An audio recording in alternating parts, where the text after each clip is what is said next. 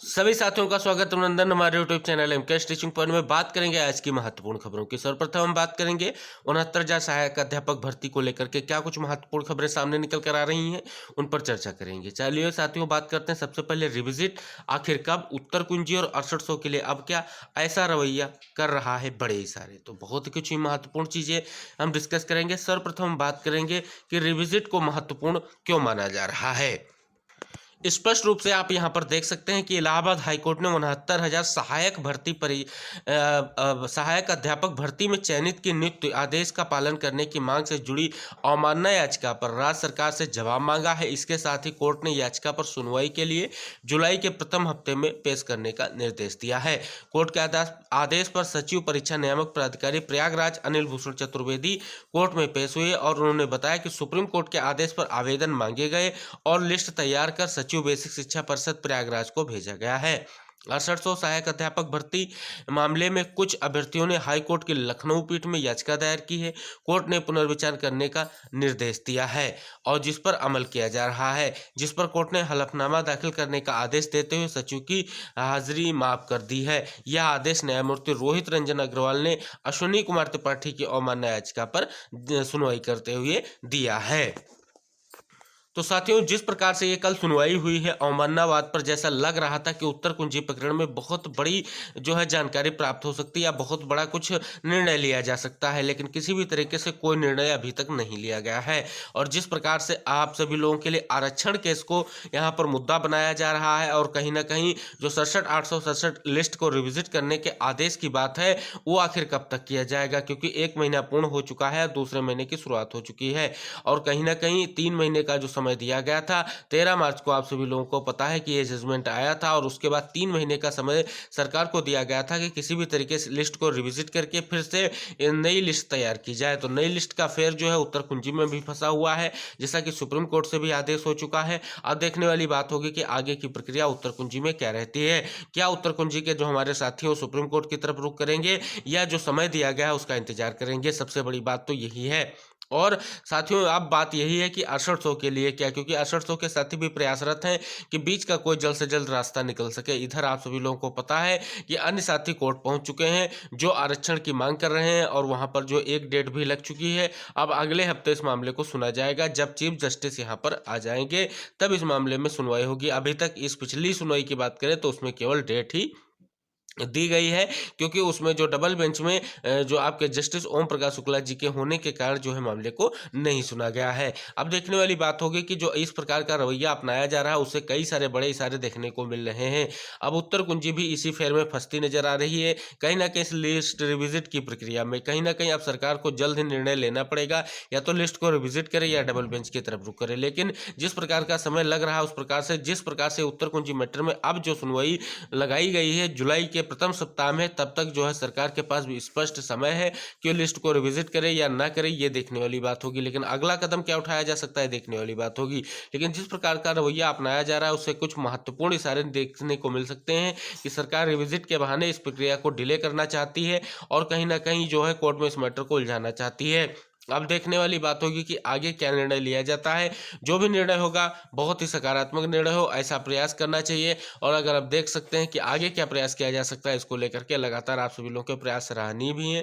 अब देखने वाली बात होगी कि अगला जो 6800 के साथी कह रहे हैं कि सरकार हमारे साथ कुछ महत्वपूर्ण करने का विचार कर रही है। इसी क्रम में जल्द ही शिक्षा मंत्री जी से मुलाकात हो सकती है। शिक्षा मंत्री जी से मुलाकात के बाद क्या चीजें स्पष्ट होंगी, क्या जो है 6800 के लिए कुछ प्रोसीड होगा या 6800 वर्तमान परिदृश्य की तरह यथास्थिति बरकरार रहेगी। अब देखने वाली बात होगी। इन सभी चीज़ों को लेकर के अभी अटकलें जारी हैं, क्योंकि इसी बीच आप सभी लोगों को पता है कई सारे दौर की वार्ताएं भी हो चुकी हैं बेसिक विभाग में, लेकिन कोई भी नतीजा सामने निकल कर नहीं आ सका है कि किस प्रकार इस मुद्दे को डिसाइड किया जाए। आप सर्वप्रथम यही मामला चल रहा है जो मैं पहले बताता आया हूँ कि रिविजिट की प्रक्रिया को ही पहले देखा जाएगा और उसके बाद आगे की कार्रवाई पर प्रयास किया जाएगा। सरकार को लगेगा कि यहाँ पर चीज़ें अस्पष्ट हैं तभी सरकार डबल बेंच पे जाएगी, वरना लिस्ट को रिविजिट करने की जो प्रक्रिया है उसको कंप्लीट करके करके आगे की चीज़ें देखी जाएंगी। जिस प्रकार से आप सभी लोगों को पता है, यहाँ पर सचिव ने स्पष्ट भी कहा है कि हम उस मैटर को देखते हुए लिस्ट रिविजिट होने के बाद क्या कुछ हो सकता है देखेंगे। और पहली बात, यहाँ पर हमने जो 1 नंबर से पास अभ्यर्थी हैं उनका डाटा जो है हमने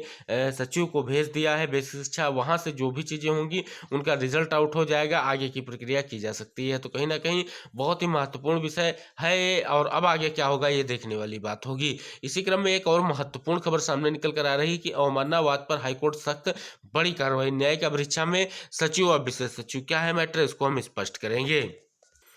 साथियों, बहुत ही महत्वपूर्ण खबर सामने निकल कर आ रही कि इलाहाबाद हाईकोर्ट ने सुप्रीम कोर्ट और हाई कोर्ट के रिटायर्ड जजों को मिल रही सुविधाओं पर पुनर्विचार कर आंध्र प्रदेश के समान सुविधा देने को लेकर दाखिल रिटायर्ड जजों की याचिका पर प्रदेश शासन के सचिव वित्त SMA रिजवी और विशेष सचिव वित्त सरयू प्रसाद मिश्र को अवमानना में हिरासत में ले लिया है। हाईकोर्ट ने इसके साथ ही प्रदेश शासन के मुख्य सचिव वित्त डॉक्टर प्रशांत द्विवेदी को भी वारंट जारी किया। ये अधिकारी कई आदेशों के बावजूद एक या दूसरे बहाने से केस की सुनवाई टलवा रहे थे और कोर्ट में मांगी गई जानकारी नहीं दे रहे थे। हिरासत में लिए गए दोनों सचिवों को अभिरक्षा में रखा गया है।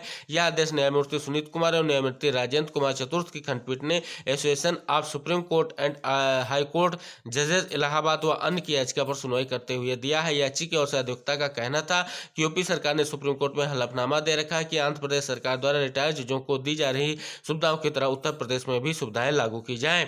तो देख सकते हैं, बड़ी महत्वपूर्ण खबर है और यहाँ पर जो है हिरासत में लिया गया है। आज की विशेष खबर दिख रही है सभी अखबारों में, आप सभी लोग यहाँ पर स्पष्ट रूप से देख सकते हैं। इस चीज को स्पष्ट रूप से उठाया गया है।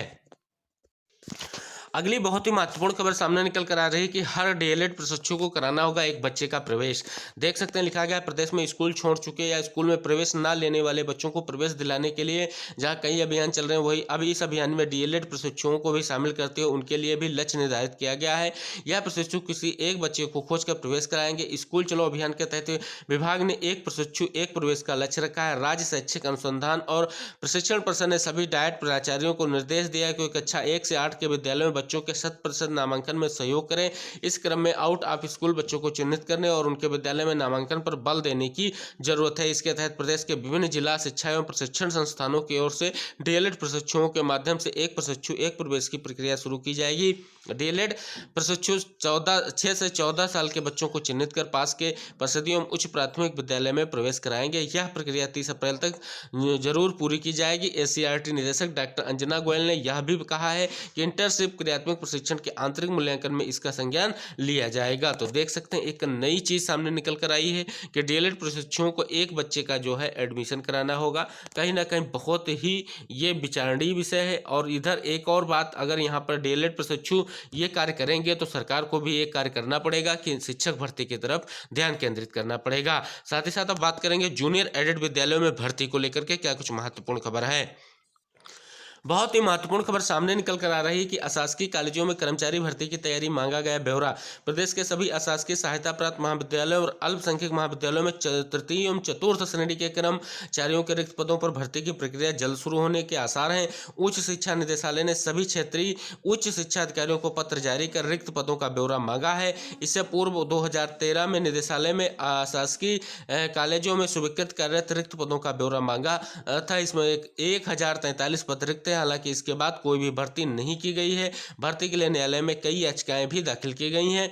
उच्च शिक्षा निदेशालय अब फिर से जो है भर्ती की जो है प्रक्रिया शुरू करने जा रहा है। सहायक शिक्षा निदेशक डॉक्टर BL शर्मा ने क्षेत्रीय उच्च शिक्षा अधिकारियों को पत्र जारी कर कहा है कि सभी अशासकीय सहायता प्राप्त महाविद्यालयों अल्पसंख्यक महाविद्यालयों में पदों की सूचना जल्द से जल्द डिग्री अर्थ 1 के अनुभाग के प्रशासनिक अधिकारी को उपलब्ध करा दी जाए। तो देख सकते हैं, बड़ी ही महत्वपूर्ण खबर सामने निकल कर आ रही है।